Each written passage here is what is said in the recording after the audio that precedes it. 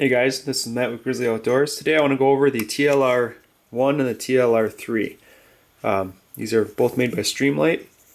This is the Tlr-3, this is the Tlr-1. I've used both of these quite a bit recently, so I'm going to put them on the guns for you, show you the size difference.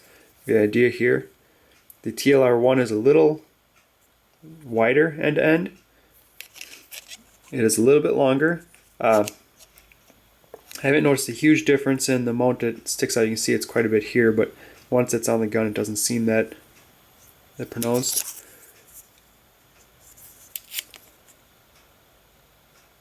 But the same in height. The Tlr-3 is made of a plastic, whereas the Tlr-1 is an aluminum. I do like the switch on the Tlr-1 better. It's the way to put it, it's smoother. It's kind of a solid, nice, firm feeling switch. Whereas with the Tlr-3, this is kind of the downside I didn't like about it. I didn't mind the size and the plastic and everything, but this, the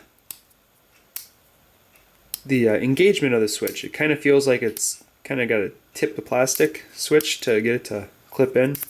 This kind of feels cheap to me, I guess is the easiest way to put it, compared to this one. And I would think they'd be the same switches, but I think just this being on plastic versus aluminum, so it kind of sticks there and then clips over, unless that's just mine, but this one just seems a lot smoother on the Tlr-1. So let's go ahead and put this on. First put it on the Glock 17. This is a blue gun, of course. The only downside I see to the Streamlight is this the switch. You have to unscrew it and then push it. So you push it, apply it to the rails, and tighten it 5 or 6 turns, however long it'll take. I do like the Surefire better in the fact that it clips on, but you also pay more for that. So here it is on the 17. Notice where it sticks out here, just kind of to that ring line.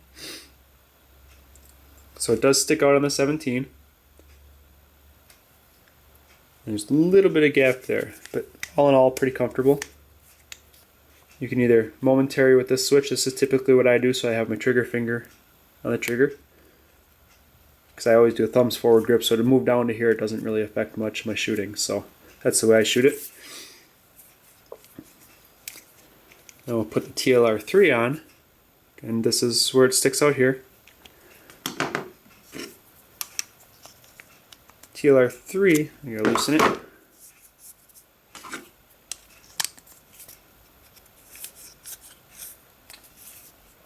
Comes just about flush. So there's a little difference on that, but it also moves it farther away from the trigger. With all the spacers I've tried, you really can't get it any closer than that. So it's kind of, it'd be nice if it would suck it closer to even keep a smaller package. But so that's kind of one downside to excuse me. One downside of the Tlr-3 is they could have compacted this up a little more, brought it closer to the trigger guard. That would have kind of, to me, that little 1/4 inch doesn't really matter out the end, but for the difference of what you get for light. So if they would have made this so it shrunk in farther for the size of the light, this would have been a better package in my opinion. Let me show you it. And this is the 17 or 22 Glock, the full size. Let me show you it on a compact.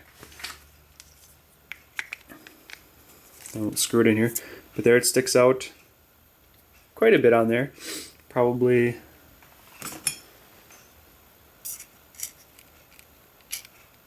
about a 1/2 inch past the end, not the barrel.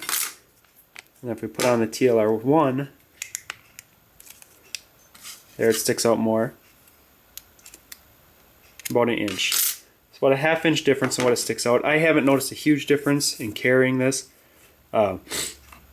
Tighten this down. I carry it in the outside the waistband holster. See, it just sticks down. I've got the thread adapter for my 9mm conversion, so it really doesn't stick out much difference once I have that on. So this, excuse me again, this is my preferred carry. I just like the solidness of it. I would like it if they made this version smaller, the aluminum with a nicer trigger or on-off switch. It kind of about the same bulk as the gun, kind of goes straight down flush. And it doesn't really stick past trigger guard. You guys look there. And this one, Tlr-3, about the same. It tapers off a little on the bottom, and it sticks down a little farther on the bottom here. So it's bulkier in some areas, thinner than the others, but yet it still sticks out the end of the, past the end of the gun. So it kind of depends what you want. I prefer this one for the added light, but so I'll give you guys a close look at that. I'll do some night video of this next, and that'll show the different beam patterns. But definitely a good addition, guys, for the price. I think you can pick these up for about $100, and you can pick these up for around 60, depending on when you when and where you get them. Botash Tactical is where I got this one from. Seem to have pretty good prices.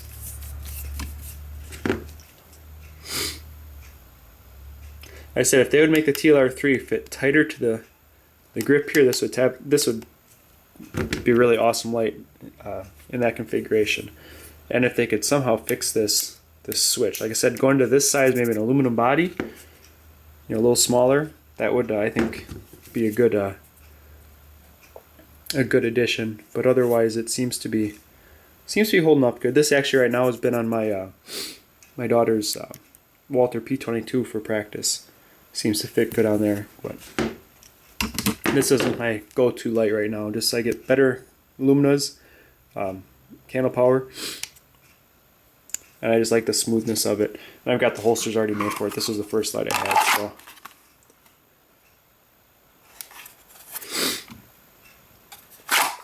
Definitely a good addition, guys, for the price. For Surefire is nice. Like, those are really nice smooth lights, but you pay an extra $150 for them. So to me, for the price point, these are a better option. They hold up just fine. They won't completely break the bank, and they do a really good job. And they're waterproof.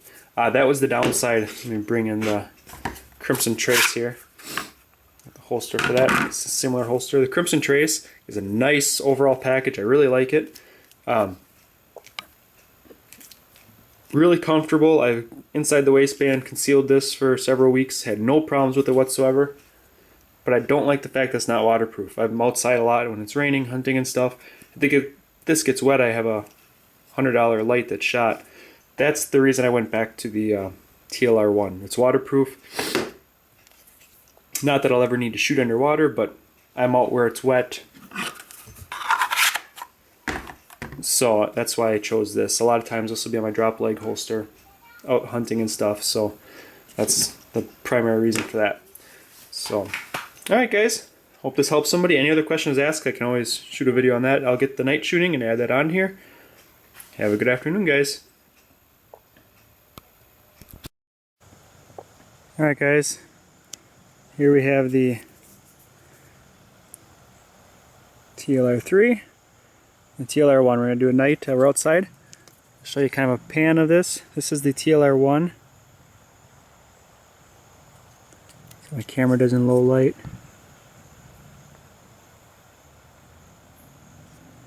Pretty nasty actually. So I can give you an idea of this. I don't know how well this is going to work. The camera does not like the low light. There, it gets better once it focuses. It's about 40 yards to the end there. It looks a little off on the camera. This is the Tlr-3. You get the Tlr-1. Tlr-1 is definitely brighter. You can see the beam is crisper. Definitely see in a lot better. So this is the Tlr-1. This is why I choose this one for hunting at night. You can see stuff really good.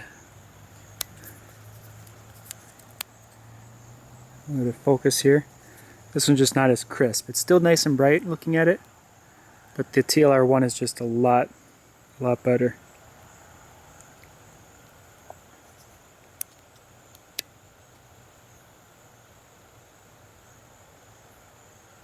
Alright guys, hope this helps some of you. Like I said, my camera is not doing all the greatest here. But just initial impressions, the Tlr-3 is nice. Plenty for a house, no problem. The Tlr-1 is definitely crisper, a little brighter, and just a lot better.